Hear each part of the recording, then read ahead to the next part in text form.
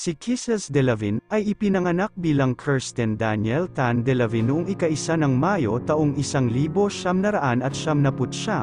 sa Masbate, Philippines. Siya ay isang artista, singer at beauty queen. Siya ang nag-iisang anak nina Gilbert Delavigne at Carrie Delavigne, na kilalang mga negosyante sa kanilang probinsya. Nakilala siya sa showbiz nang manalo siyang second placer kay Maymay Entrata sa Pinoy Big Brother Lucky 7 noong 2015. Siya ay nagkaroon ng isang nakababatang kapatid na babae na nagngangalang Kathleen Grace Rie Candy Delavigne, na ipinanganak na premature sa ika-6 na buwan ng pagbubuntis ng kanyang ina. Gayunpaman siya ay namatay sa edad na 1 taon at 8 buwan. Nagkaroon din si Kisses ng viral encephalitis noong siya ay 6 na taong gulang, at na-comatose ng isang araw.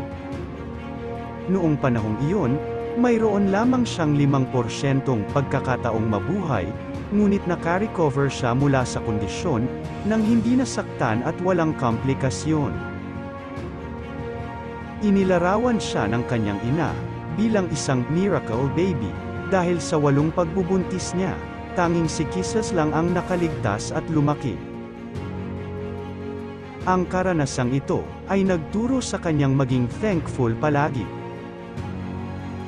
Idiniin niya, "When life gives you a second chance to live, you'll really feel the gratefulness, pero with the help of my mom and dad, ever since maliit pa ako, pag nagpapasaway ako or whatsoever, my mom and dad will remind me that, Kisses, second chance mo na ito to live.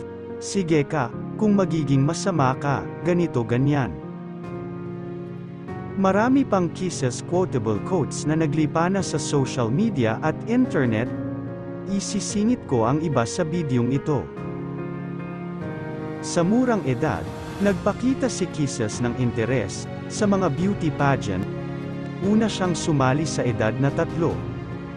Lumaki siyang lumahok sa ilang mga beauty pageant. Nanalo siyang Miss Teen Masbate noong 2013 at Miss Masbate at Miss Kaugma noong 2016. Ang magandang aktres ay nag-aral sa De La Salle University, DLSU, para sa isang bachelor's degree sa accountancy.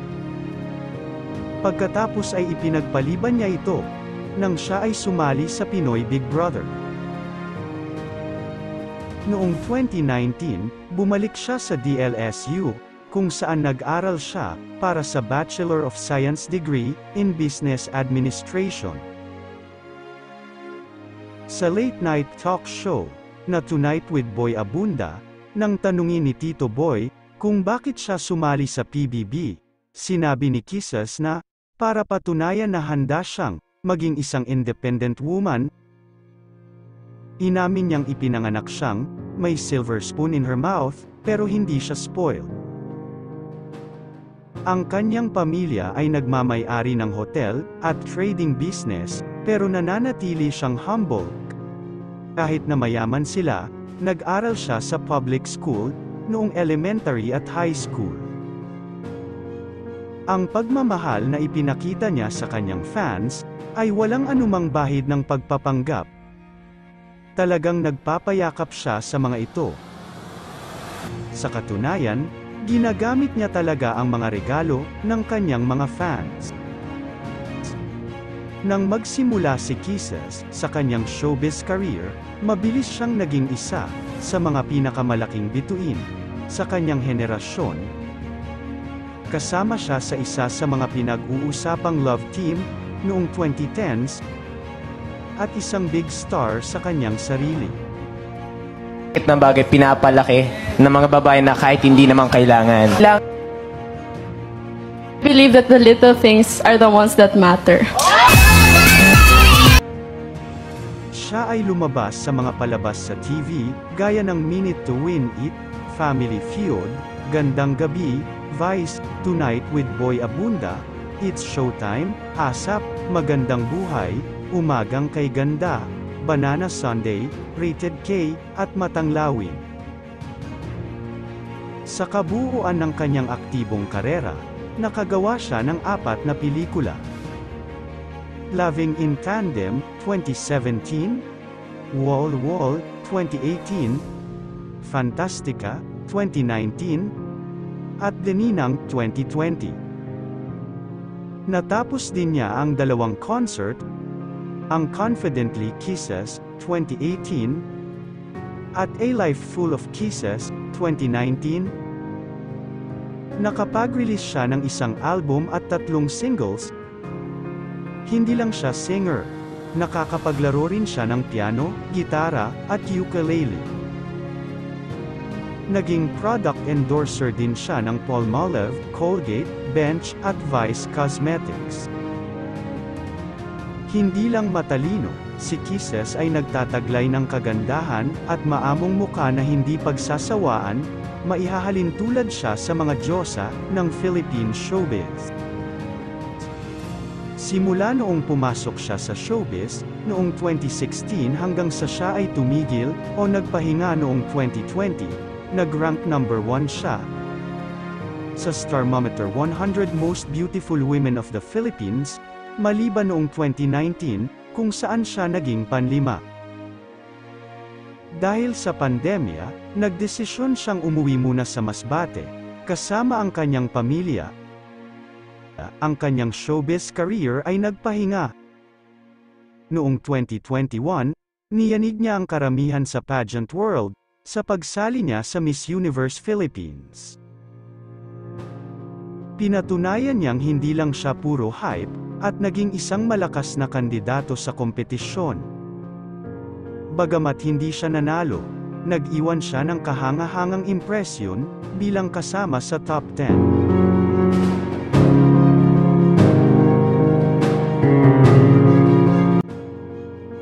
Pero simula noon, nawala na sa sirkulasyon si Kisses.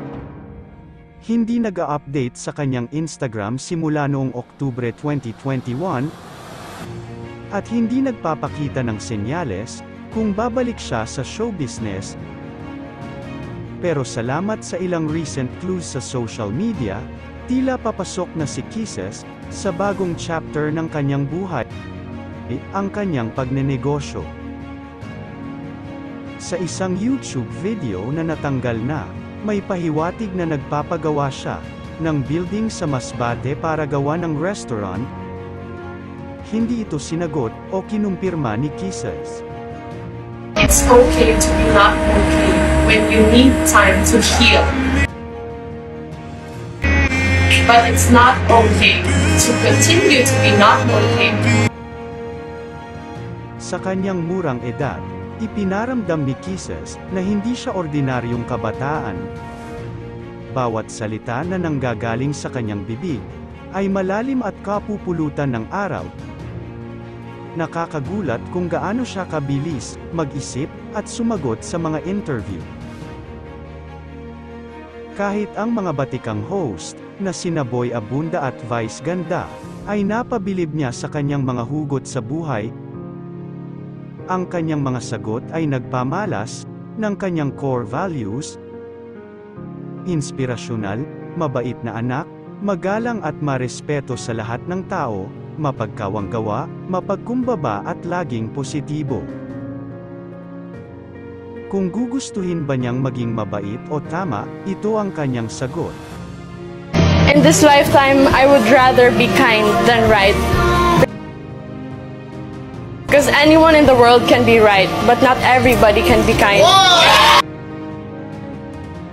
Sa lawak ng kanyang pangunawa sa buhay, si Kisses ay isang inspirasyon, hindi lang para sa mga kabataan, kundi sa lahat ng tao. Kaya maraming mga fans, at kasamahan niya sa trabaho, ang nagmamahal sa kanya.